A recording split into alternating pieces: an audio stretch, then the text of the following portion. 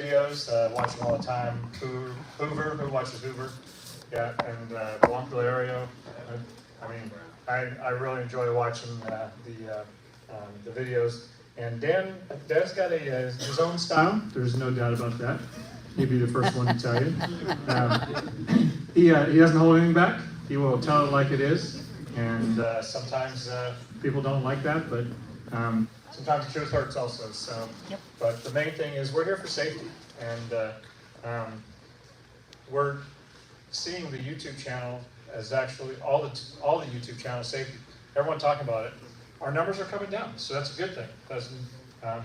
So tonight, what we're going to do is we're going to talk about something a little different. In the airline industry, there's a thing called AQP, Airline Qualification Program, and the AQP program is more of a scenario-based training. What we do is maneuvers training when we get our licenses. Is mostly maneuvers-based, and so what we're going to do is talk more about using the airline method, which is scenario-based. And the thing about scenario-based is, if you thought about a scenario, you talked about it, or maybe accomplished it in a simulator. If it were to happen to you, you have a better understanding of what to do. So the whole idea of the scenario-based training is to prepare you for things that could happen to you out there flying. Flying, we all know, is very safe. However, things do happen. You just can't pull over to the side of the road like you can in a car. But so Dan is a huge proponent of AQP for general aviation, and that's why he's doing the presentation. Dan was a captain at Delta Airlines. He's had quite a storied career of how many hours? 16,000. 16,000 hours. So he's been out there, he's done it, he knows what he's talking about. And I'd like to present to you Captain Dan Gryder. Thank you.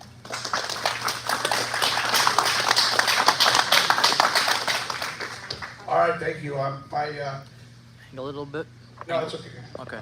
I got it kind of where it needs to be for you two. Am I in the frame? Yeah, for the most part. You're on the left side, but that's okay. Need to go more this way? Actually, this camera needs to go a little bit that way. All right. Tell you what, why don't you be the camera guy? All right. There you go. Hey, Bob. There we go. This is how high-tech we are. I mean, you think about this. Cheesy, ridiculous. This is the limit of tech right there. So that's going to YouTube. So there will be a few people on there. And just remember, you're going to get exactly what you paid for here this evening. So remember the cost of your admission to get in. But I'd like to say thank you for inviting me. I've just been, I'm going to scoot this stuff down here. I've been a little bit waylaid for the last couple of months. You might know why. I'll get into that here in a little bit. But this is the standard thing that I've been doing the last 4 years, 4.5, 5 years, trying to get out to clubs, organizations, and pilots. How many pilots we got in the room here? All of y'all. All of y'all. So, how many of you have a vested interest in continuing to stay alive? All right, well, there's our problem. This airplane will kill you. It is a lot of fun, but this airplane will kill you. And we gotta take a step out of the box to try to figure out what we could do for not much money to start doing things a little bit differently. So I'm going to get into that. I promise this will be very short. We'll be on our way and out of here. I'm going to do a couple introductions before I do that. I've got a couple people that travel from a long ways away tonight to get here. Who is that? There's one. No, let's see. Who's came from Ohio? Ohio. Can you believe it? Huh? Home of the Wright brothers. He said he's one of the Wright brothers. Or at least he knew them. I knew him. What was it like that day? Well, It was windy. it was windy. Like And they He's got gray hair. What was it like before we had electricity? I've always wondered. And Nebraska. And Nebraska, there's somebody from Nebraska right there, drove in from Nebraska, and he was telling me he made a decision not to fly. Why was it he decided not to fly? It was raining down here, and winds were scared of me more than I needed to be in the landing down here. So you can summarize that for me. Just say it's weather. Yes. He made a weather decision. And he's alive to be here. And he's going to jump in his car and make it home tomorrow. We didn't hear about it because he forced himself to get here by flying in his little airplane and ended up in a pile of metal someplace. It's better decisions. Did it cost him a little time, a little extra money, and a little extra inconvenience to do it that way? It probably did. So anyway, thanks to you guys. On the front row here is a couple friends of mine, Phil and Skylar Rubel. I have to say that I met Phil Rubel in 1979, October of 1979, August of 79 probably, September of 1979. He and I were in college together, and I learned a lot of my early bad habits from Phil Rubel, a very poor mentor who drugged me into a lot of things that I should not have been. Yes. And then probably in, what year was that I gave you an airplane ride? 2018, I gave his son an airplane ride. Was that your first airplane ride? Yeah. His first airplane ride, I put him left seat in a Cessna 150, stuck a set of headsets on him, and said, let's go fly. You take off, you land, you fly. I'll help you so we don't get killed. Day VFR, I'm a CFI. It's all completely legal. And here's Skylar out there, has no idea what he's doing, but go make a takeoff. That's what we do when we show people what flying is like. Is it safe to give this kid the controls in the left seat of a Cessna 150? Yeah, it's fine. Totally fine. And today, Skylar is how many hours? Just under 200, like 199. 199, about to crack 200, and you got a instrument rating? Yeah, working on commercial. Private pilot with an instrument rating working on his commercial. So that is how we help youth and continue going on. I always tell people, me giving Skylar an airplane ride, I'll never remember it, but he'll never forget it. When you do something nice for something like that, I mean, you think about the hundreds of people that you people have helped. You give somebody that you don't even know an airplane ride or let them fly the airplane or something, you'll probably never remember it, but they'll never forget it. It becomes a life-changing moment for all of them. So anyway, I'm going to continue on with the introductions. I got Roger Pierce here, who is the genius behind making hats. I don't know about that. Roger builds these hats for me. The DTSB, anybody know what DTSB is? It's a joke. It's because the NTSB is a joke. So I said, I'll just do DTSB. That's Dan's Transportation Safety Board. I'll start keeping track of this stuff and figure out what we got going on. And it started off just me with my little computer. It started off with me and a piece of paper and a pen. I'm old school. I don't do much with computers. I'm not good with laptops. I'm not good with all that kind of stuff. So it started off with archaically keeping track of accidents via pen and paper about 10 years ago when I started seeing these trends on things that's going on. Do we have a problem with aviation, general aviation? We love it. We want to see it keep going. The main problem is we keep on killing ourselves. And the more I looked at it, I started recognizing it's like Groundhog Day. Did you guys ever see that movie? Like the same thing happens every day. Every day, another one and another one. And then I started doing the statistics on it, figuring out we're actually killing about 18 fatal accidents per month. 18, 19, as high as 20 fatal accidents per month, which is a lot, a tremendous amount. So anyway, I started doing these things 4 or 5 years ago, and I appreciate you guys inviting me out here to hang out with you. And I'm going to zoom through this PowerPoint. I promise it'll be painless. And I don't normally do PowerPoints, but every now and then I do. And they said that they had a big screen TV and all that kind of stuff. So I appreciate the tech guys that set up speaker system, PowerPoint, and all that kind of stuff. And we'll do that. Before we do that, you're not getting out of here without me playing the guitar, because that's part of the deal. I would have brought a banjo, but normally I save the banjo for the end. As soon as I pull out the banjo, it gets everybody to leave really quick. You pull out that banjo, people leave skid marks. It's like, we are out of here. But I went to college over here in Salem Springs with Phil, and that's where I showed up as a guitar player and left as a banjo player. I really got hooked on bluegrass and banjo and some of those kind of things. I played bass, I played rhythm guitar, I played banjo, and a couple different things. Probably not much studying got done. I tried to take those 4 years and cram them into 9 in order to obtain a bachelor's degree. I feel like you don't want to rush through college. You should pace yourself. I think 9 years is a really good number. So in the meantime, while I was at college, I did become a flight instructor all on my own. I didn't have any financial help or anything like that from my parents. Not that my parents didn't want to help, they just weren't able to totally financially help. But asking my parents for money for flying lessons is like, oh, that's impossible. So I started washing airplanes, working with the FBO and swapping out stuff, and I just worked my way up. I got my instrument commercial, and then right away I started working on how can I become a CFI. I knew that if I could become a CFI, I'm home free, because now I can instruct in other people's airplanes. It's their airplane and their gas, and they'll even pay me to instruct in it. So the answer was always, at Siloam Springs, Dan, can you instruct in this? Well, yes. As a matter of fact, I can. Have you ever seen one of these before? No? My very first tailwheel airplane was at Siloam Springs. There you go, pull up a chair. How are you? Sit over here. You're late and there's a penalty for not showing up on time. Can you guys bring the penalty paperwork over there?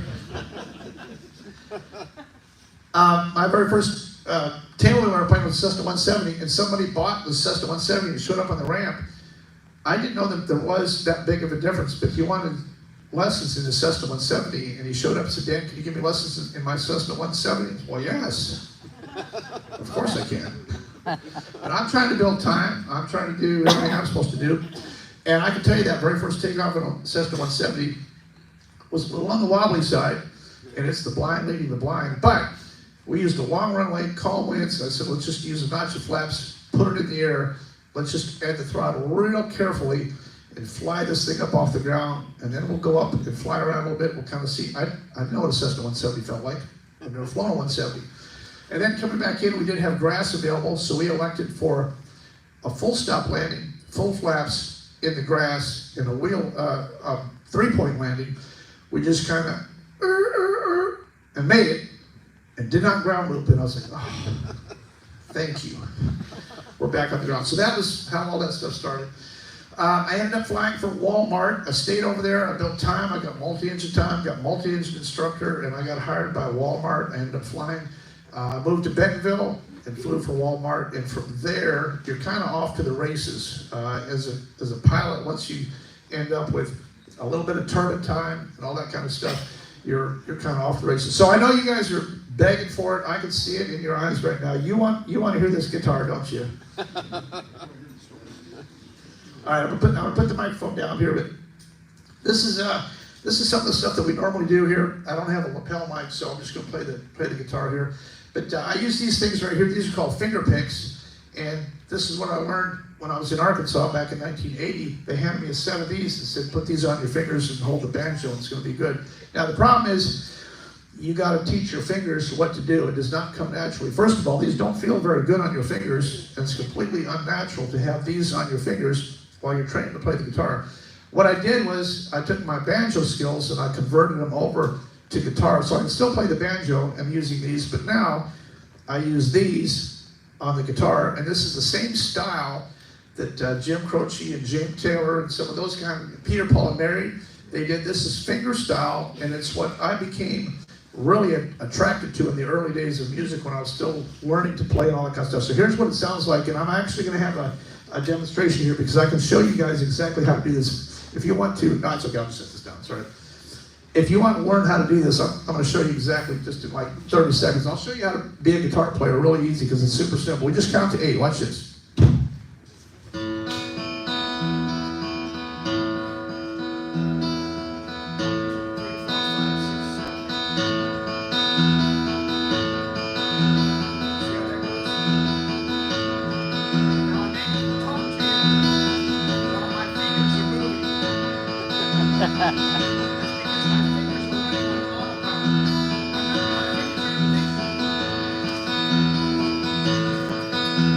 There, I've got a microphone, Homer.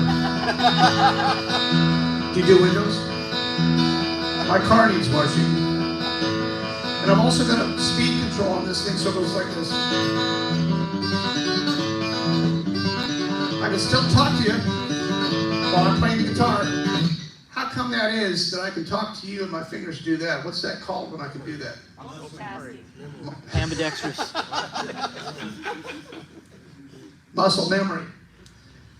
How many times have my fingers done this routine? Like a million?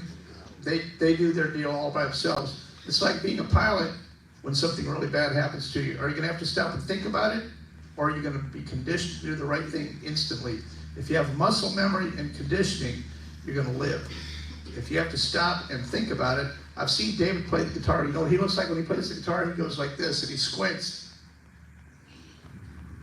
Like every thought is like, Guitar face, right? Yeah. That's what he does. He hasn't had enough repetition through the muscle memory. So here's.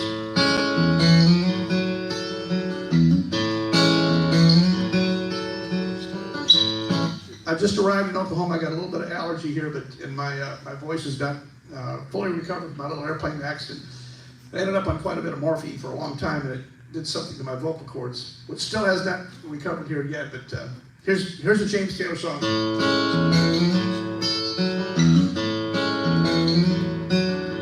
Something in the way she moves, looks my way, calls my name.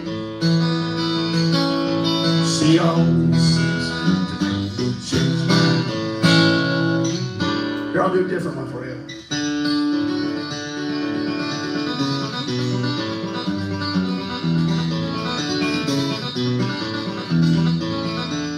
Isn't that cool the way your fingers just do this? Now, here's a song I wrote for this girl. I didn't really know her that well, but I wrote the song for her in hopes that I could eventually get to know her a little better. It goes like this.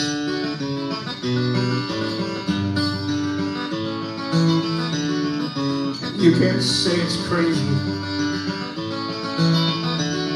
and it's something that someday I will regret. But to me, it doesn't matter,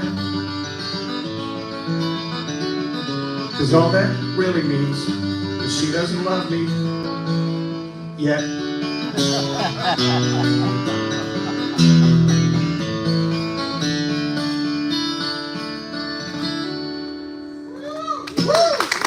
And the card goes around. So I won't bore you anymore with guitar and stuff like that, but I typically travel with guitar. If you have a campfire and some other musicians, music is a magical thing because it just happens.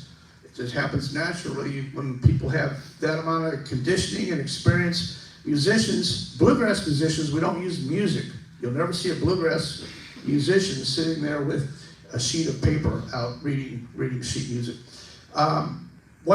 Before I jump into this PowerPoint, one more guy I'm going to introduce here and say special thanks to is my friend Mel Tilley, local guy here, pilot, skydiver, and rigger. Mel and I used to work together. I had a drop zone for a while, and Mel was a valuable part of our staff over there as both a skydiver and a rigger.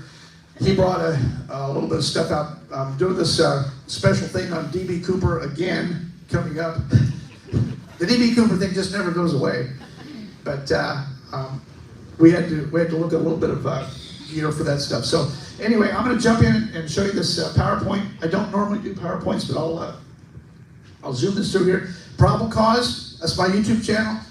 I'm not really a YouTuber. I'm not really very good at it. I don't really know what I'm doing. I try, and I put a lot of stuff out there. I've gone really in the last 2.5 years from about 0 subscribers to somewhere over 100,000 now.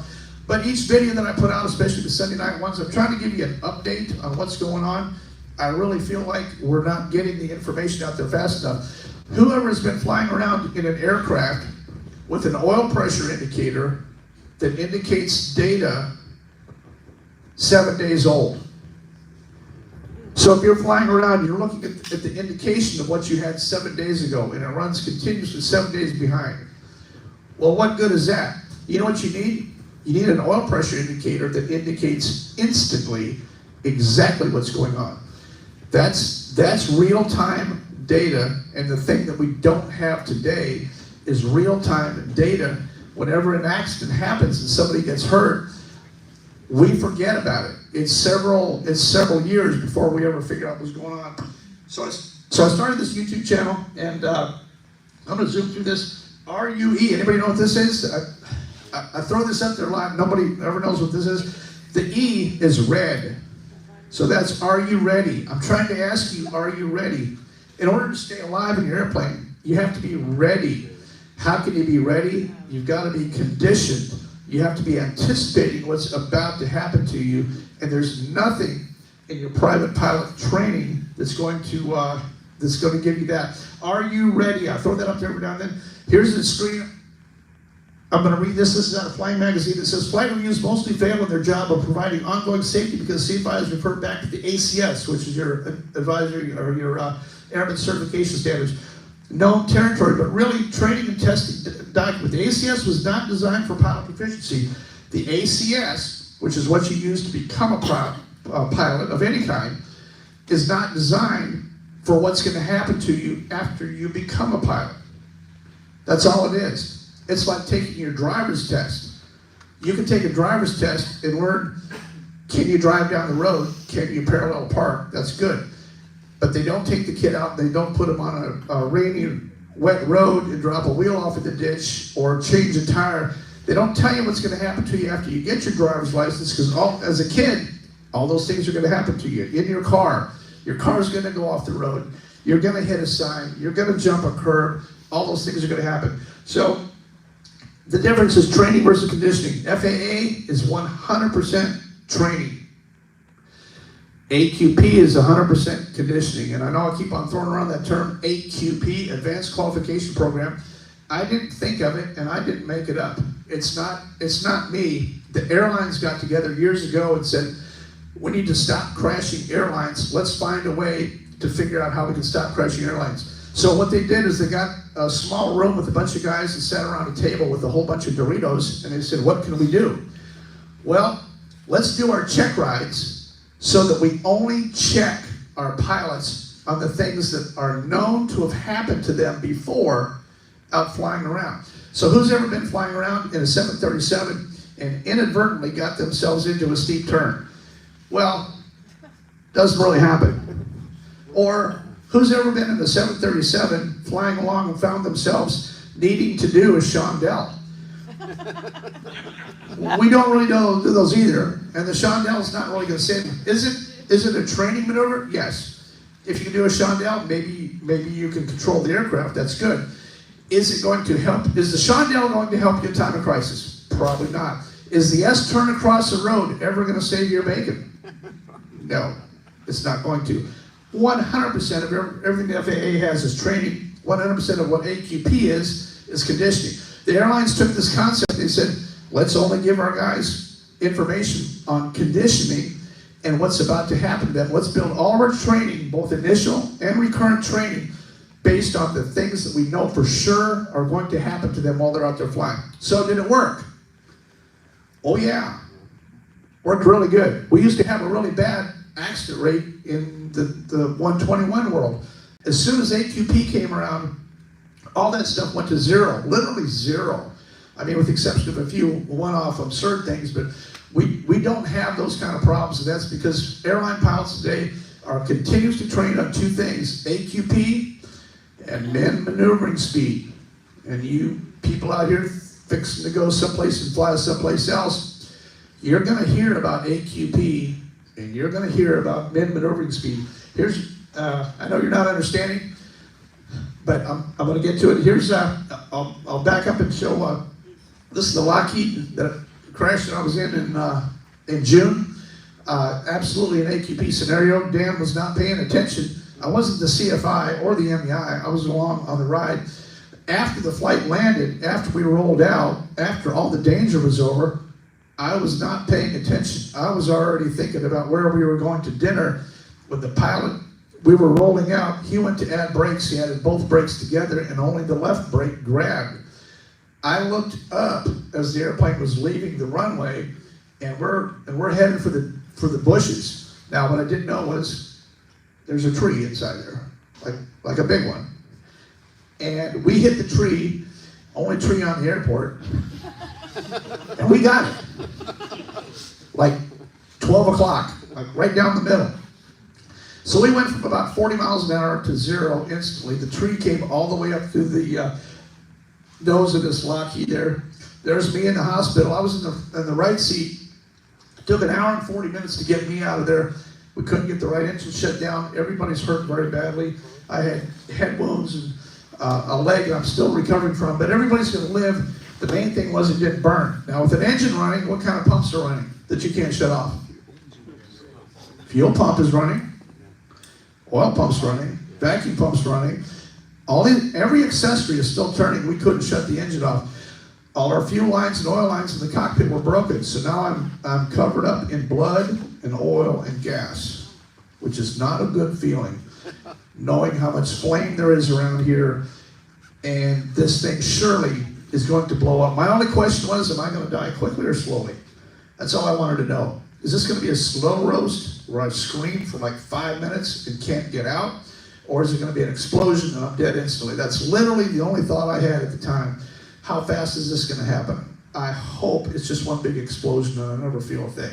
You don't want to be trapped in an airplane burning alive. That would be completely horrible. Fortunately, it did not burn, and the guys on the outside got the engine shut down and all that became good. There's a picture of my son up in the airplane after it was already over with. I don't know if you can see that or not. The airplane was completely destroyed. It took them an hour and 40 minutes to get me out of there, but by that time the danger was over. We weren't in any danger of burning, but I was in a lot of pain and I couldn't get out. I was trapped in there. We had to cut and move all that metal to get it out of the way so I could get out of there. I was the last one to get out. Miracle in the cornfield. I'm sorry. The one behind me cannot see the screen. Oh, I'm sorry. You stand over here. Yeah, there you go. Here, I'll hold bring the computer over. You stand over there. It's your guitar. There you go. So you can see. Can you see it now? Okay. It's my tech guy here. Is he still in? So I've been in several airplane crashes. Probably, I don't know, mishaps, probably 8 or 10 over all my years of flying. That one was definitely the worst. In each case, you know, a specific set of circumstances. There's my DC-3. I just want to show it to you. I just got it sold. I had that DC-3 for almost 25 years. Great airplane. Sat right seat and instructed for many years in the DC-3 and had a great time. There's me playing the banjo on top of the DC-3, which is something that I enjoy doing, is taking the banjo out on the road. AQP, this is the partnership I did with Flight Shops. AQP, prevention is no accident. You know, I got the prevention theme from Sam Walton. You know Walmart still to this day has a loss prevention department. They look ahead and see where are we about to get bit and how can we stop it. It's everything that we're not doing in general aviation. General aviation looks out and says, there's a burning wreckage. What happened? We did not look ahead to try to figure out what was about to happen and take prevention steps to get out of it. AQP, you can become AQP certified. I recommend that you not take a BFR, a biannual flight review, which is completely bogus. It's an hour of flying, going to get a hamburger, and an hour at a table, maybe every 2 years. That's your recurrent training. I can't maintain proficiency on the guitar playing it for 1 hour every 2 years. I can't do it. You know what? I would sound like David if I did that. That's bad. All right, so AQP and maneuvering speed, those are the two things you're going to hear about. This maneuvering speed is the one thing that general aviation does not have. They do not define a maneuvering speed. Here's a picture of it. There's an airspeed indicator. Here's where I put the lines in. There's VREF and DMMS. The thing that you're going to hear about the rest of your life, I don't care if you're in a Citation, a Lear, 737, 757, maneuvering speed is your life. No matter what flap setting you're at, what condition you're in, you're going to know exactly what your maneuvering speed is. You're going to be limited to 30 degrees bank and a maneuvering speed. If your flap's 15 and a 767, Your min maneuvering speed based on your weight is a specific number, and it's shown to you. You can't bust min maneuvering speed even by 1 knot. Because what happens if you do? Well, the other guy's going to get very excited, for sure. You even get close to min maneuvering speed in any other airplane, somebody's going to hear about it. What happens if you bust min maneuvering speed in a 172? Well, nothing happens because nobody knows what it is. We don't. There's no POH out there that tells you what your min maneuvering speed is. Now, you may be thinking of VA maneuvering speed. VA maneuvering speed is not DMMS. Min maneuvering speed gives you a 30% stall margin up to 30 degrees bank, up to 1.6 G. It's a maneuvering speed that's going to keep you safe maneuvering in the pattern. I'll get into that a little bit. Here's another picture of it. Here's an airspeed indicator I've drawn in. The little line, the small one is VREF. You know what VREF is? That's 1.3 VSO. When you're coming into land, you should be able to land full flaps, checklist done, 1.3 VSO on speed, and stay on the numbers all the way in. Here's Dylan's airplane. There's his actual airspeed indicator. And look how I modified it here. There's his airspeed indicator. I took a sticky note, and I put those on there. Now he's had those on there since he started flying the Cherokee. His entire world, everything he's ever known, is all about min maneuvering speed. He will not bust DMMS under any condition. He won't do it. When he's on final, he'll be at least VREF to VREF plus a little, but he will not bust VREF. If he just starts to get into a position where he's going to bust VREF, he's a go-around. So here's your traffic pattern here. Well, I'm going to get to that in a second. The whole thing that we're doing with AQP and DMMS has to do with getting an awareness out there. We built this organization called the DTSB. It became official last year. We're now a 501c3, so people can donate towards it. We're building programs, and we'll show you just a little bit of that. There's our official address for all that stuff. We got a CPA that's handing out. I got a board of directors, and it's all official. It's way above my pay grade, but I've got the people that built that for us and built the DTSB. I'm going to show you this right here. This is, I have such a problem with glasses. Getting old is not good. All right, so this is, I'm not sure if you can see that. This is your accident classification. This is a website that's not up and running yet, but it will be, so you're getting a sneak peek at it. This is your classification of accidents. This is CFIT. What you know is CFIT, controlled flight into terrain, where the controls working at impact. So what I've done is I've taken all the categories of fatal accidents that you guys do, and I've put them into a bucket. So every time one happens, I study it, I look at it, I try to figure out exactly what happened, and I put it into a bucket. It's either in the CFIT category or it's in the UFIT category. Uncontrolled flight into terrain. And now I've got 24 of those categories, but you guys cannot go out there tonight and take this 172 and manufacture a new way of killing yourself. I'd like to see it try. There's very, very few variations between these categories that we've got. These categories that I have here are not in the ACS. This is not steep turn, Shondells, lazy eights, nest turns across the road. That's ACS material. That's how you get your pilot's license. These are the 24 ways of killing yourself in an airplane. My point is, why don't we study up on what the most likely way of killing yourself is, be prepared for it, and condition yourself? Why don't we do that? Why don't we take a little bit of time to study that? In order to do that, we would have to have accident data, and we do.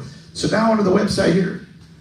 Here's an example here. This is an accident that happened in April of this year. It's a Piper Dakota, PA 28236, November 8438 Bravo. So the website's going to show you the N number, where it happened. And remember, NTSB, what's the whole job of the NTSB supposed to be? Probable cause, right? How long does it take them to produce a probable cause? 2 years, 3 years. 2 to 3 years, right? Okay, so this accident just happened in April. Let me show you this. Here's my comparison here. Here's the probable cause. DTSB's already got their probable cause. I can tell you exactly what this guy did, without a doubt. And I'm going to give you a recommendation. So I'm going to read it to you here. It says, the instrument-rated pilot conducted an IFR approach to runway 14. The current weather at the field was variable 500 feet overcast, and around 6 miles visibility at the time of his arrival. The pilot flew slightly right of course and likely did not get the runway in sight until much too late. When he did, he attempted to stay visual and maneuver for a visual landing. This is beneath the clouds here, with tight right-hand turns. In the process of the second right-hand turn at around 400 to 500 AGL, the aircraft maneuvered well below DMMS. He's in a Dakota. He's maneuvering beneath the clouds because he overshot. He went long on his instant approach. He turns right hard. He's close to the ground. He gets his airplane well below DMMS, and what happens to it? Well, it falls out of the sky. The aircraft maneuvered well below DMS speed and stalled, impacting the walking trail and 2 other persons. The 2 other persons were seriously injured. The DTSB determines the probable cause of this accident to be 1, the pilot's improper decision to maneuver following a failed straight-in IFR approach. There's your first mistake.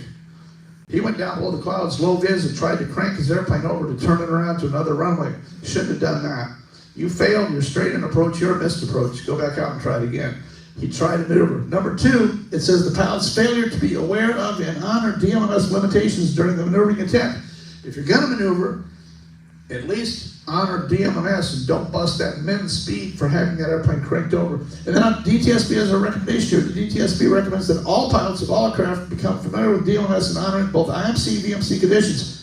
The DTSB recommends the following limitations: below 2,500 AGL and not more than 30 degrees bank, not less than DMS. The DTSB also recommends that pilots do not attempt to salvage obviously unsatisfactory straight-in IFR approaches by maneuvering. So, for each one of these accidents, I've taken the time and trouble to build the website, study each accident. I'm going to give you a probable cause. Is it right? Well, we don't know. It's probably pretty close. But it's better than waiting on NTSB for 3 years to get there. All they're going to tell you is for unknown reasons. In this accident, NTSB is going to say, crash for unknown reasons. Well, I'm an instrument pilot. I'm an instrument instructor. I've seen this. The guy flew in. I looked at the data. He flew in. He definitely maneuvered. What's wrong with telling you straight up front? He maneuvered. He was low to the ground. He cranked it over. He made 2 right-hand turns. He tried to maneuver, and he stalled his airplane, and it went in. Is it a guess? Yeah, it's a guess. Of course it's a guess. It's probable cause. I didn't say absolute cause. I called it probable cause. That's what NTSB calls it. It's probable. It's probably what happened. Do I have the right to build a website and give you a probable cause and my recommendation? This is Dan's recommendation. I recommend you don't do that. That's what I recommend. No, we want to go eat dinner. We don't want to do that. All right, so here's some more data for you. General aviation accidents in the USA since January 1, 2014, 11,395 accidents. Now, not all those are fatal. There's been that many accidents. NTSB recommendations, literally, since the beginning of 2014, NTSB for general aviation literally has made 13 recommendations. My question is, what are we spending all this money to investigate accidents and go to all these places and do all this stuff? You don't want to tell us what's happened, and you don't want to tell us what we could do different. You're not going to give us any out of these 13,000 general aviation accidents. You're going to give us 13 recommendations? I mean, throw me a bone here. Can't you give us something that we can do different or do better to improve this? But no, that's your U.S. government. Don't get me started. Elon will fix it. Here's a picture that just came in the other day. You guys remember the Barron crash? Took off from Fayetteville, Arkansas, going back to Missouri, to Mississippi. Did you hear about this? Yeah. Well, here's how the DTSB works. I'm light years ahead of the NTSB. As soon as this airplane crashed, I already had the information on who the guy was, why he was in Fayetteville. He was at Wings Avionics to get his autopilot altitude hold worked on. He landed over there. I didn't find out until a few days later, and they sent me this picture. What's wrong with this picture right here? Now, this is a picture that I published that the rest of the world hasn't seen, but they sent it directly to me because they wanted me to know this is exactly what happened. Can you see what's wrong with this elevator trim tab cable? Here it is. This guy took off with a known elevator trim tab cable that was frayed, and they told him if this thing breaks in flight, your elevator trim is going to drive to full hard nose down in flight. It's going to pull on the opposite cable. It's going to drive that trim tab to full nose down, which meant that he would have been pulling aft. So within 3 days of this accident, I had the guy's name. The guy that was in the 182 listening to 126.85 Memphis Center was in flight with him and listened to him. And he called me and he said, this guy was scared and he was working hard. He was huffing and puffing, trying to hold the nose of that airplane up. That right there, before I even had that picture, tells me, well, this is not a stall spin. The airplane didn't blow up. He didn't fly into a tornado.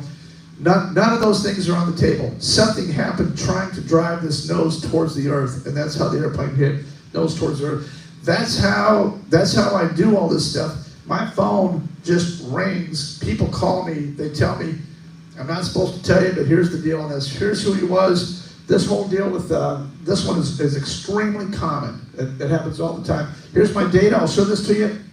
This is an example. Look at this. This is how I keep track of it. I've increased a little bit off of my old cheesy piece of paper. This is September 22 data. Look at that.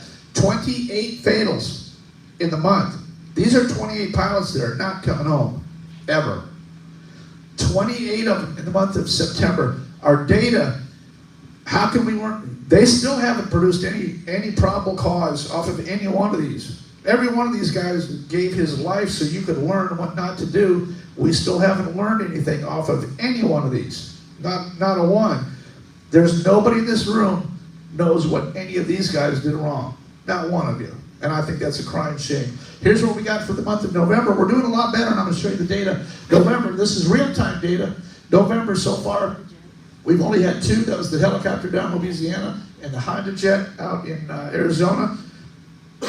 I was just out in Arizona at the same airport. They called me as soon as this happened. A friend of a friend knew the people, knew the guy, knew what the story was. Private pilot with a brand new Honda jet. He went from a Cirrus to a Honda jet in a very short time. He's in the Honda jet. He tried to stop. He got his airplane up to too high of a speed on takeoff. Some kind of a warning, something happened in the cockpit, and he tried to abort at high speed. Now, the good thing about the Honda jet is it's a great, efficient airplane. The one thing it does not have is tires and brakes. You cannot stop this thing. It just rolls. It rolls like crazy, and you can't get it stopped. So there's our November data. I'm going to show you this, the numbers here at the end here. If you look on here, the first 318 days of November, which is us, that's real time as of tonight. If you pull out your calendar, look, we've had 318 days so far. We've had 317 days of 2023. That's because we've had a leap year this year. Our fatal accident per month rate right now, that F/M for 2024 is 13.33 to 1. So we've been stair-stepping it down. As of tonight, unless one of you guys goes and kills yourself tonight before midnight, our fatal accident rate per month in the U.S. right now is at 13.331. And here's the data. Here's when I started keeping track of this thing. We had typically been hovering around the 18 mark here. We've slowly been stair-stepping around. I know that's hard to read there, but that's 21, 22, 23, 24. We ended up 2023 at just a little over 14 fatal accidents per month, which doesn't sound good, but it's a huge increase over 18 and 19 per month. There's our actual data right there, and there's what my goal is. I want to take this line and bend it down. I'm convinced that bending the line down is going to be done by informing pilots like you what you're doing wrong and how you're about to die. I want you to know what's about to bite you out there so that you're ready for it. You have the opportunity to go out and practice and condition yourself and fully prepare for what you're trying to do. Does that make sense? It's easy. You know what's going to happen to you out there. Why don't you take a little bit of effort and initiative to figure it out and be fully prepared for it? Are you ready? Here's our numbers here. Everybody always asks, well, yeah, your numbers are going down, but aren't we flying less? Well, actually, no. This far column to the right here is fatal accidents per 100,000 flight hours. How many hours have we flown? Well, we don't really know. The government produces that number, but basically every year in the United States, general aviation flies around 22 to 23 million flight hours per year. They're the only ones that give us that number. I don't know if it's right or not, but this is the graph that shows you in a ratio where we're at in the last column here, which is fatals per 100,000 hours. That's F slant 100K. That's number of fatals per 100,000 flight hours flown. And see how it went from 1.02 to 0.93 to 0.86, 0.76. We ended up with 2023 at 0.7. The reason that's an estimate, because they still haven't told me how many hours I flew in 2023. I don't know. What I did was I took that 23 million and bumped it up by 4%, which is what general aviation has been steadily climbing at, about 4% extra per year in flight hours flown. We don't know. All I can tell you is we're definitely having less fatals. We're definitely having less funerals, for sure. And that's good. I don't know what the actual number is on fatals per 100,000 hours flown. Here's an actual FAA page here. This shows you in fatals per month, number of fatals. Notice, look across here, number of fatals, 216, 204, 191, 183, 174. Those are real numbers. We have been stair-stepping it down. We really have. I'm not claiming credit for it. I'm saying that everybody together, the internet, social media, Facebook, YouTube, look at all the people out there talking about airplane accidents. All you guys are laying awake at night in bed looking at airplane crash videos, aren't you? Of course you are. And you're getting in trouble for it too. Yes, you are. And all your wives, they call me and say, shut that stuff off. He's laying in bed and all I can hear is your voice. It happens, doesn't it? They won't even go with us sometimes. So that's the extent that I go to on a volunteer basis to keep up with the data, to travel, to show this stuff, to do a YouTube channel so I can show people so that more people will become interested in what our problem is and what our solution is. What's our solution? More up-to-date, real-time information, more up-to-date education, more up-to-date conditioning on what steps you, the pilot, should be taking to be proactive to save your own life. You have to do this. All right, there's another graph that shown the same way here. And every now and then, I do this whole thing, and I get all the people in the audience to do this big face palm. It kind of looks like this. Will he ever shut up about this stuff? Well, no, I'm probably not ever going to shut up about this stuff. It's plane crashes. I've been out visiting a lot of these stuff. I just got back from Tenerife. This is a plaque from Mount Potosi. David went with me. They had a DC-3 crash out there in the late 30s. Everybody killed. Night takeoff from Vegas, flew it right into the side of a cliff. We went out there, spent 4 days, went out there and climbed up, found the wreck, all that kind of stuff. Why do we do stuff like that? Well, I'm not exactly sure why we do this stuff, but it is a lot of fun. I just got back from Tenerife. Here's another crash I went to. I've been to hundreds of these things. I've been to hundreds of these locations. Here's Tenerife. Anybody ever heard of Tenerife? Yeah, I have too since I started flying. I always wanted to go there. I always wanted to see it. This is the location where two 747s ran into each other on takeoff. Everybody died. I mean, it was bad. 583 dead people instantly. And we went out there. I just got back from Tenerife a few days ago. So we went over there, shot video, looked around, did the whole thing. It was Tenerife fast-ending accident. There's what one of the airplanes looked like. The interesting thing was that I didn't know, that's never been on any of the news or documentaries, is the fact that all the bodies and human remains off that airplane all got buried in one location. They dug one hole, and you know why? Because it's an island. They only had one airport and one runway. They had to bulldoze those wreckages off the runway quickly. The bodies were so burnt, so mangled, and so dismembered, we had no hope of ever identifying any part of most of those. They took all the bodies, they buried them in one hole, covered it up, and put one placard on there. And I didn't find that out until I got over there. All the wreckage for both aircraft is still sitting over there in a hole near Tenerife. It didn't go very far. It's not like the United States where they put it in a hangar and try to reassemble it. No. They dug a hole for both of them, and that's it. There's nothing more that you can learn about Tenerife. The cockpit voice recorders and all that kind of stuff, we know kind of what happened there, but there's no more data to be learned by keeping the bodies or the aircraft. And the people over there at Tenerife, they had a huge problem. What would you do with 583 burnt bodies that are unrecognizable? What could you possibly do? There's nothing we can do with this. Let's be as respectful as we can. We're going to dig one big hole. We're going to put them all in there and put up one plaque. Here's where they're at. We didn't do it. We're really sorry, but there's where your loved ones are. There's someplace in this hole right here. This is the result. One of the reasons I went to Tenerife is because I saw this thing, and it said the fundamental cause of this accident was the fact that the KLM captain, that's the guy that hit the other airplane, took off without a clearance and did not obey standby for takeoff from the tower. Well, all these things, I end up having a little bit of a problem. He did not disobey a takeoff clearance. There was a communication problem, and he definitely needed to figure out what truly should have happened, but he did not.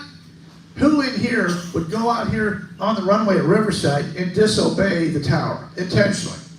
No. He's a KLM captain of 747. He did not disobey. There's got to be more to the story to it. And when this report in their final NTSB conclusion came out that said the cause of the crash was that the captain disobeyed ATC, I was like, no, I'm sorry, but I don't think so. Did not happen. There's got to be more to the story, so that's why we went over there. I've been trips around the country and all over the place, follow all these airplane accidents and all that kind of stuff. I do these kind of things just like this, presentation, stuff like that. Here's an NTSB thing that says, and I'm going to confirm this for you, it says, loss of control continues to be the biggest killer in general aviation. Did you know that out of my AQP list, what's the #1 killer? Number one way to die in your airplane. Loss of speed awareness. At any point in the traffic pattern, it's loss of speed awareness. You don't know how slow you're flying. You don't know how uncoordinated you are. You don't know how hard you're pulling. You don't know. You don't even know what your DMMS speed is. You don't even know that you're supposed to have one. There's nobody in this room that has ever been trained by the FAA on defined minimum road speed. Nobody. It's not in there, and it should be. Airlines have it. How come we don't? If you don't obey speed and lose speed control, you're going to hit a vertical like that. You know, I went head-to-head many times with Richard McSpadden, AOPA. He's the guy that tried to turn his airplane around after his loss of engine thrust in New York a little over a year ago. Loss of speed awareness. He tried to turn his airplane around, and the tragic loss of the world's safest pilot. How could this happen? Well, if he's the world's safest pilot and he still ended up dead, where does that leave the rest of us? They've said he's the world's safest pilot. He's the president of the Air Safety Institute. He's in a Cessna Day VFR, and he ends up dying. He's the world's safest pilot, and he ends up dead. How are we supposed to be any better than that? We're not. McSpadden always did this thing on when is the impossible turn possible. My point is, I don't think we ought to be doing the impossible turn. I think we ought to be concentrating on figuring out where we can go straight ahead, land wings level, wherever you need to go. Put it in a field someplace and call me. Just land the airplane. Don't try to make it back to the airport. It's not required that you make it back to the airport. If you make it back to the airport, that's good. If you don't, then you're going to end up on my piece of paper. I suggest you go straight ahead, go full flaps, land the airplane. I've got quite a few people that have subscribed to this thing. This airplane here was from Michigan. It was flying. It was a Bonanza. It was a aerial mapping company. They had a 26-year-old pilot. Had 12 pilots on staff at this company. All of them are required to listen to me and watch my videos because the guy that owns the company called me after this happened. He called me and sent me this picture. He goes, guess what? One of my guys just had an engine failure. You know where he put it? His airport was 4 miles to his left, but he didn't know if he could make it. He had an open field in front of him. He went gear up in the field. And he was happy with it. Insurance going to cover it. Airplane, okay, a little scratched up. It'll probably buff out. We'll get this flying again. But is there going to be a funeral involved in this accident? No. Perfect. put it, gear up in a field, walk away, you're totally good. Here's another one, a friend of mine did the same thing in a different Bonanza a couple years ago. Did everything I said. Don't try to make it back to the airport. If you're not absolutely sure that you can make it back, don't try it. You put it, gear up in the field. If you want to do a short field landing, you try gear up in a Bonanza, full flaps on dirt. That's a short field landing. How many feet? How many feet? Less than 500. Yeah, about 150, 200 feet. You come to, with all that drag, you're on flaps, on the belly of that airplane on dirt, that's a short field landing. You got your seatbelt on, it's gonna be some high G, but the airplane's not gonna flip over, you're totally good. Here's the traffic pattern. You know, I stole this picture out of a book here. This is the traffic pattern. This is the same picture that we have at the airlines, except now I've modified it here. There's your DMMS. Your DMMS airplane all the way around the traffic pattern until you get on final. On final, you're a VREF airplane. If you have to miss or go around, you're a VREF airplane during the climb. Guess what? VREF is VX. It's the same thing. DMMS is VY. DMMS is also best glide. You placard DMMS on your airspeed indicator, you get all three. You get best glide, VY, and a mid-maneuvering speed. One simple line. And all you people in this room, you don't have enough combined brain cells to compute this in the time of crisis. If you took every brain cell that you have and put it into one pile, you still wouldn't have the brain cells required to compute this in the time of crisis. What's the easy answer? Just placard it. There's your line on your airspeed indicator. You're either above it or below it. I don't even really care what the number is. You know, somebody asked me the other day what the number was, DMMS Dylan's airplane. I don't know. I've flown it a lot. I've looked over there a lot. I know about where it's at. I couldn't tell you the exact number. But when we're flying, it's pretty easy to see if the airspeed indicator is above it or below it. It's because all of us are just that stupid. We can't remember. You can't remember the numbers. Look at all the different airplanes that you fly. You can't remember your weights. You're not supposed to remember all that stuff. You got to stop and look it up. Placard, DMMS, put it on your airspeed indicator. It makes it so simple that even I can do it. And that's pretty simple. CTAF, I'm going to talk about Common Traffic Advisory Frequency. Remember, big, huge difference between air traffic control and CTAF. At a towered field is supposed to have communication, two-way communication. I talk to you, you talk to me, right? CTAF is based on position reports. He says he makes an announcement, then he makes an announcement, then he makes an announcement. How much communication occurred when each of those three made an announcement? Well, not really very much. We didn't really communicate. So what I encourage you to do is if you're in doubt at an airport that doesn't have a control tower, talk to the guy, get on the radio. You've already paid for the airplane and the gas and your headsets and your radio. Use your radio and say, hey, Red 172, I see you on the downwind. Are you going to extend long, or is it okay if I go in front of you? Whatever the situation is, work it out. I guarantee if you ask them a question, there's been several times I've got on the radio and said, are you guys from around here? Well, what's that got to do with anything? But, do they answer me? Yes. As soon as you end whatever you have to say on a CTAF frequency with a question mark, you will get a reply. Does your airplane have a new paint job? Well, what's that got to do? Well, yes it does, thank you. Are you guys full stop or are you touch and go? Whatever it is, ask a question. CTAF is supposed to be the same level of communication that a tower field has. I beat this stuff up so hard, you've seen it on my YouTube channel. The beatings will continue until your attitude improves. I'm just going to keep on beating it. Yes, I get all these kind of reactions all the time. I came up with this thing. This is an actual United States Postal Service envelope. I took out a marker. I'm so sick of these people doing the same thing. I said, look, just pick one. Don't do them all. You go out there at night in IMC, in terrain, and get in icy conditions, and you end up on my report. I don't know what to tell you. Don't do those. At the most, pick one. Maybe pick none. You know, right now at Dylan's little airplane, I say pick none. I don't want you doing any of those. You stay day VFR and you build your time. You use better choices, and if you have to sleep someplace in the sleeping bag in the back of your airplane, so be it. You're coming home in the morning. Guess what? The sun's going to come up tomorrow morning and everything's going to be good. Pick one. The before takeoff checklist, remember we just had quite a few rejected takeoff fails. This is right out of the ACS, and it tells you this is the most information that they give you about rejected takeoff. Has anybody ever been tested on rejected takeoff for private pilot? Anybody? No. You know why? It's not in your required for your oral. It's not in your check ride. There's nobody ever going to do for a private pilot single. You will not ever be tested on a rejected takeoff. Should you? Yes. The whole concept of how fast can you get your airplane going before you decide to stop it is a huge area. A couple updates here. This is the Caravan crash in Idaho. Anybody know this story? Yeah. I got knee deep involved in this one too. I went out there. I became friends with the family of the girl that died.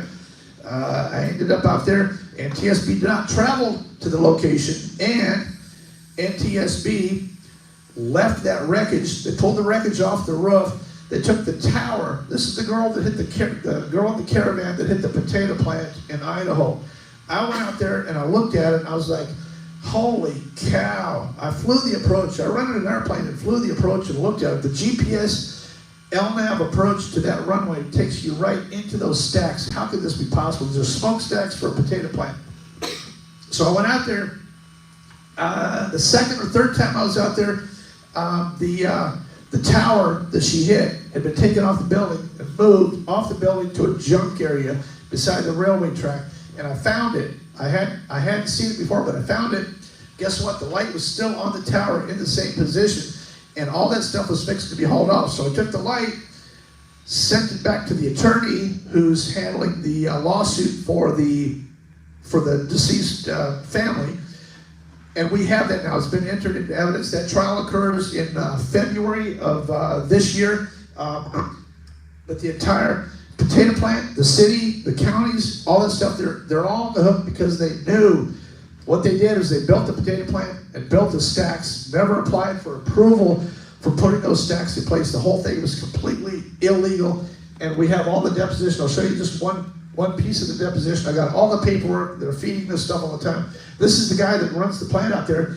The question was, okay, are you aware that the permit, as you call it, requires that if any of these lights are out for over half an hour, you, Jim Steed Processing, have to issue a NOTAM. He says, no, I am not. This is not a pilot. This is the guy that runs the plant. And the question is, so if a light was out over half an hour, you would not issue a NOTAM? I, not knowing, no, I would not. I would not. He doesn't even know what a NOTAM is. They put up the plant, the stacks. They don't know what a NOTAM is. They don't even recognize the atrocity of what they've erected up into the airspace that's on the final approach for this runway. They have no idea. And that's what caused this thing. The other one I'm going to tell you about is the one in Texas. Very briefly, I just got this thing done. This is the one, you know me, I run my big mouth, but when this accident happened in Texas, I said, it's an Aeronica, the 65-horse engine, hot day, two guys were extremely heavy. And all that turned out to be true. I said all that before I had this report. Here's the weights of the two guys. Now you think about it, there's a dad at 229 and the son at 282 pounds. Originally, they put the son in the back seat. This is a tandem tail dragger with 65 horsepower, and they sent them out there to fly. The guy that was selling the airplane wanted this to work. When that airplane wouldn't take off, they swapped seats. Why did they have to swap seats? Tail wouldn't fly. You put the 282-pound big boy in the back seat, the tail wouldn't fly. You go the whole length of the runway, the tail never came up. So now they come back in, and they get the bright idea, well, we'll just swap seats. We'll put the big boy up front. Now, where's all your flight controls, airspeed indicator, where's all that stuff in the rocket? That's in the front. And how big is the 282-pound kid? He's a big guy with shoulders like this. Now the dad, with almost zero experience in general aviation tail airplanes, he's in the back seat. Now they've got it where the tail will fly, at least better. They get the thing into the air, and as soon as it's in the air, it stalls and kills them both. And there's me that runs my big mouth and says, this thing doesn't make any sense. Who would send their friends out there at this weight, 225 pounds overweight in an airplane that has a max gross takeoff weight of 1,200 pounds. Are you kidding me? Well, you know, I got sued over the whole thing. I defended it. They did everything wrong. I proved freedom of speech, First Amendment. I could say that. That's the truth. Everything that I said. I got sued. They did this fancy thing where they got a default judgment for $1.2 million. Just 30 days ago, I got the whole thing thrown out. I had to spend the money, but I got the whole thing thrown out. Freedom of speech still rules. You can still say what the deal is. I'm trying to tell you the truth is, yes, it cost me a lot of money to tell the truth of this. This is what those guys did, and you need to know about it. You send a little airplane out that's 225 pounds over gross, and that is exactly what's going to happen. Not only that, these guys are on the hook for negligence. Guess what? You cannot, in the state of Texas, you cannot cause death by criminal negligence. It says if the death of another person accidentally occurs while you were acting in an unreasonable and reckless manner or while disregarding obvious risks. Well, I think they were disregarding obvious risks. You can take one look at it and tell that airplane is not going to fly. They sent them out there anyway. There's my DTSB thing here, and there's my best friend right there. You've seen her all the time. Jennifer Hamady, to be the chairman of the NTSB, you're supposed to have a master's degree. Well, Jennifer's got a bachelor's degree in economics, and she's the head of the NTSB. She has no pilot's credentials. On the website, she listed her credential. Her highest credential that she listed on the website was what? She had a Class C moped endorsement, and she put that on the website. Seriously? You're going to run the NTSB? You've got a bachelor's degree in economics, and you've got a Class C moped endorsement, and that's your credential? How are we supposed to get anything done at all on that? So anyway, that's who I am, what I'm doing. I apologize that all of it is completely amateur. It's just me. Literally, it's just me. I go out and do these things on the road. I meet pilots like you guys. I steal your microphone. I do a little presentation. I play the guitar. I'm trying to get it done. Are we making a difference? Well, I think we kind of are now. I think in the next 3 years, you're going to see a general aviation fatal accident rate dip down below 12 per month on an annual basis. That's 144 for the year. If we could get down below 144 per year, that's a huge. That's a 50% reduction in what we used to be doing. All that is going to help all y'all. Not only will you get to stay alive, but look at the costs. Insurance costs, product liability costs, fuel costs, all the costs that are spin-offs. Every time somebody dies, it's a cost. We carry the load of all those costs cumulatively. It's all spun around the concept of fatal accidents. A fatal is huge. It's absolutely huge. You can't see the ripple effect of everything it does, but just one becomes huge, and that's the whole point of what I'm trying to do. All right, I'm going to shut up for a second. Any comments or questions? If you want to tell me to Pakistan to go home, I'll accept that. If you got any comments or questions or anything that you want to ask about, why did I do this? Where was I? Or what do you think? Or what is AQP? Anybody got anything that you really like to ask Dan? Now would be a great time. Well, you bring up a really good point, though, because, you know, a lot of these accidents happen, and then, 12 months later, something comes out, but, I forget about it, and just like everybody else, probably, you see them, but, you just forget about it, and you're right. If you have something that you're doing, you're making a difference by at least, analyzing what may have happened or probably happened. I appreciate that. What he's saying is that there is some validity into picking up the pace on these kind of things. Am I right 100% of the time? No, I'm probably not. There's been quite a few where I've had to step back and say, all right, now I've got further information. Here's what I said last week. Now here's the further information that I have now, and it improves. And you know what? Every time I say something on YouTube where I didn't get something quite right, that causes my phone to ring. Somebody call me and say, here's what you said, that wasn't quite right. Here's the real deal. Okay, well, I'll take it. I'll take it. If I got something wrong, call me and I'll fix it for sure. So anyway, I think there's value in understanding the AQP concept for general aviation. It's not an expensive thing. I don't have anything to sell you. I'm not selling you a course. I don't have anything to sell you. I want you to stay alive in your airplane. I've built all this stuff. It's free. The YouTube is free. the stuff that I put up there on Sunday nights, those are the accidents that have happened in the last 7 days. I'm just going to tell you who it was, what their certificates were. Here's what I think so far. It's my opinion. That's why I called it probable cause. It's probably what I think at this point. If I got it wrong, maybe we can still learn from something, even though I did make an error someplace in there. And that does happen. It really does. All right, thank you. Anybody else? Yes, sir. What do you feel is the reason for the decline in the aviation deaths? What's the reason for that? His question is, what is the reason for the decline in general aviation deaths? I think it's the internet. I think it's purely internet. I think it's all you people laying in bed at night watching Instagram and Facebook. You're seeing the video of the burning airplane 10 hours after it happened. Instantly. 10 years ago, we didn't have that. Now, we're scaring you guys. It's not me. It's everybody all together. You get to watch this. Somebody caught it on video. Somebody someplace caught this on video, and you're going to see it, and now you're going to pay close attention. I know a whole bunch of people that saw that Honda jet. Did you see the guy's son outside the airplane? There's 4 people, including his dad, still burning in the airplane. He can't get them out, and all that's on video. He's running around outside the airplane.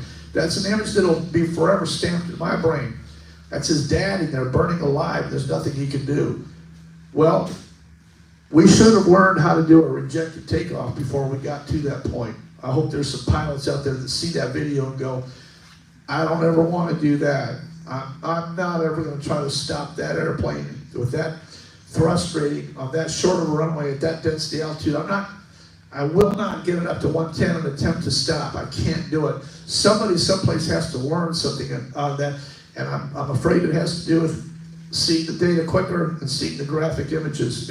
It puts an image in your mind, don't you think? Yeah, for sure. Yes, sir. We need to do a video about how many of those Honda jets they've cracked up, and they've wrecked like 30 of them. And everybody, talk on the internet, talk about how great airplane it is. And from your board, you started those things out on the runways. They made them change the training. They made them, took a nose gear swap switch and moved it to a different position. But man, they wrecked a ton of those things. Exactly. His question is, am I going to do a video about the Honda jet? No, probably not. He's got a very valid point. There's been several airplanes that have had a history of chronic problems. The Honda jet literally has been the most wheels and brakes problem-ridden jet I have ever seen in my life. The wheels are tiny, the brakes are tiny, it's got no thrust reversers. These things can't stop, they go off the runway. Either rejected takeoff or landing on a wet runway, they can't get them stopped and they go off the end and everybody dies. The Honda jet, I have never seen a jet with that kind of a problem. If you have one of these things, you got to be so careful and be on the numbers and get wet runway at 4,000 feet. It ain't gonna happen. You might think it's gonna happen, but it's not gonna happen. The Honda jet, he was saying that the Premier jet had similar rash of problems. They made some training changes, which eventually did help a little bit. I think the biggest thing that would help the Honda jet is to put wheels and brakes on it. Really, so is what you're gonna have. You can't stop that thing. But training and conditioning. The guy that died in Arizona, the private pilot, comes out of a serious last year directly left seat of a jet. I think that may be too much of a reach. He just was not prepared to make that kind of a decision at that point. Probably should have let it go. Anybody else? Yes, sir. Thank you so much for coming, Dan. You really are a good microphone in this space of general aviation. I have, starting out fresh in this space, in this community, I've noticed there is some people might say that general aviation is dying, but I like to view it as is evolving. What do you see evolving in the next 10, 20 years for your son, for his son? What do you perceive will change in general aviation in America? I appreciate that. What he said, for you people on TV that couldn't hear, he said that I was a really great guy and had an amazing physique. Is what I interpreted. Not that there's anything wrong with that. I do work out. No, I go to the gym. Once every 10 years. Well, in 1983, I went to the gym once. But I did a complete workout. I did the whole thing, like barbells and the whole thing. His question is, what do I see in the next 10, 20 years for pilots? And he's a young pilot evolving up into this thing. I see a degradation in basic airmanship skills and an increase in over-reliance on automation is what I see. A degradation in basic airmanship skills and an over-reliance on autopilots, magenta lines, and glass. We're taking away the ability to get out on the street and fight and be a street fighter and fly the airplane. We're taking that away and we're making sissies out of them, putting them in an airplane with a parachute and a magenta line. And this is an autopilot. You don't have to actually fly the airplane. You just have to know what buttons to hit in the correct order. I disagree. I think everything ought to be rooted in basic hardcore airmanship first, and that's how come both of my kids, even Dylan, he's in a Cherokee 140 with a nav and a comm and a transponder. He did his first, he showed up at his private pilot's license, 350 hours in his logbook, never seen a GPS, did not have ForeFlight, did not have an iPad. You know what he had? He had a stack of sectionals of an E6B and a pencil. And I said, get out there, go from here to here to here. You plan it out, figure it out, go here to here, and call me when you get on the ground. When you get stuck at this little airport out here, you're running out of daylight, you got your sleeping bag and your jug of water. You're going to be fine. Tomorrow morning when the sun comes up, get out your sectional and you plan the next airport that you're going to. Basic airmanship. He had 350 hours when he showed up for his private pilot check ride. And you know, in the private pilot check ride, they have cross-country planning. Well, he did okay on that part. Yeah, that's all he knows. He's never seen a GPS. We did not do GPS, any of that kind of stuff. I wish more people would at least get 50 hours of basic hardcore, look out the windshield, fly the airplane type training before you convert over to all glass, autopilot, punch the buttons, and attention on that. I think that's the direction that I see us going. I don't like it. I don't know what to do about it. I don't think that there's anything that we can do about it. Huge pilot shortage out there. Probably going to be back in another pilot shortage here again real soon.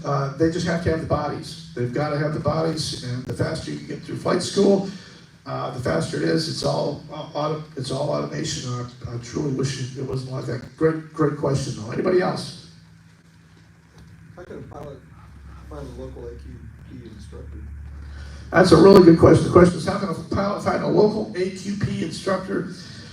We're working on that. We have quite a few flight schools, instructors that have this program set up. A lot of people have heard of it. A lot of people are totally unfamiliar with how to teach an AQP flight review.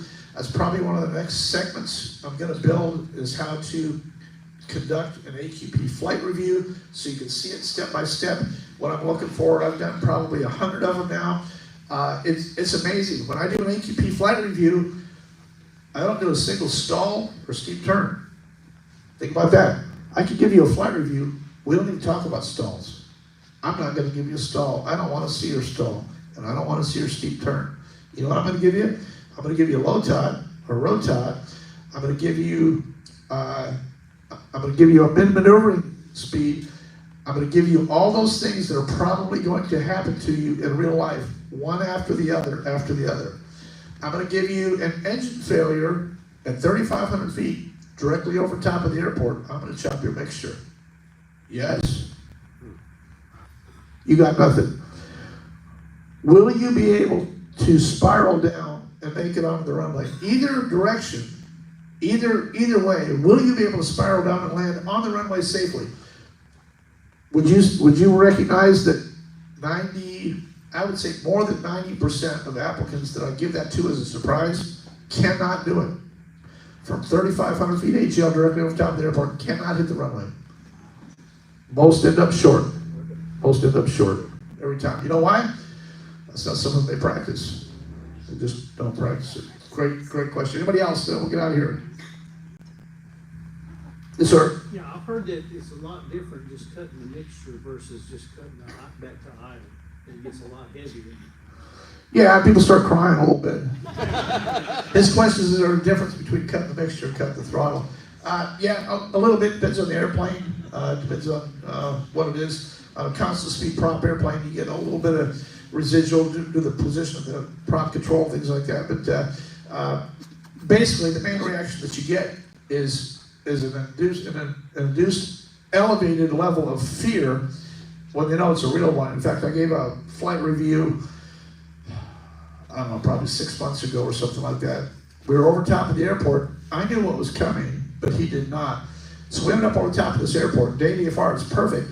And I said, hey, check out your left window. Take a look. What is that I see out there?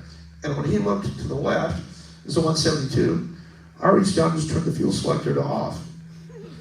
And then I put my hand back around his seat and slid back like this, like everything's good. How many seconds does it take from the time I turn the fuel selector to off before something happens? Like 30, 30.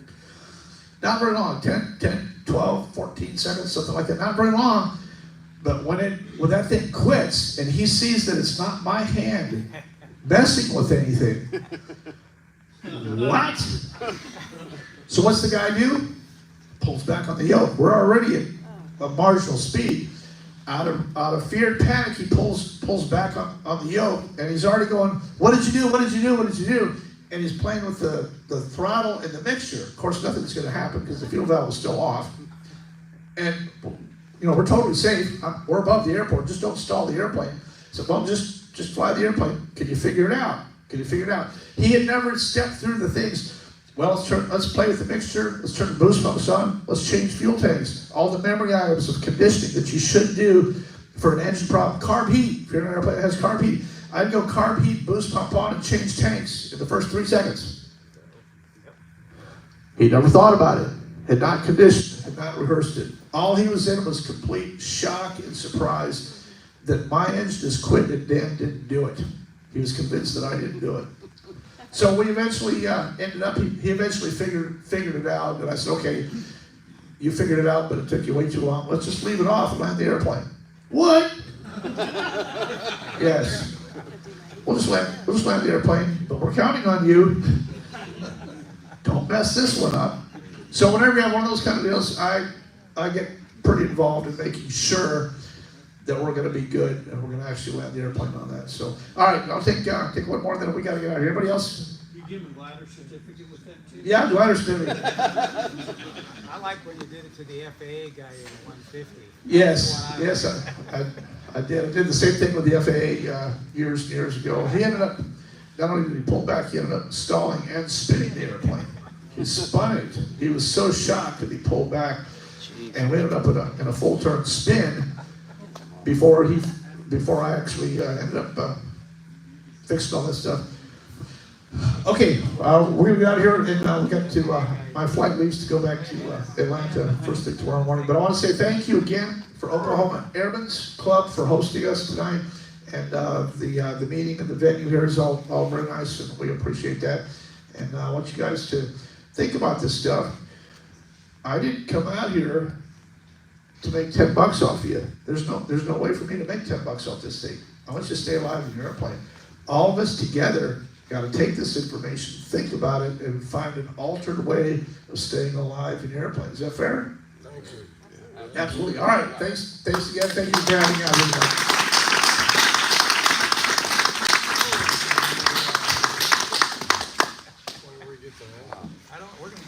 You got a low power alarm on your phone. Thank you. Very.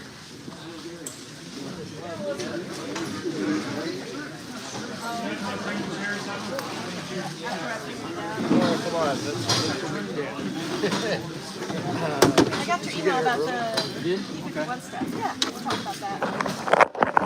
I got an email.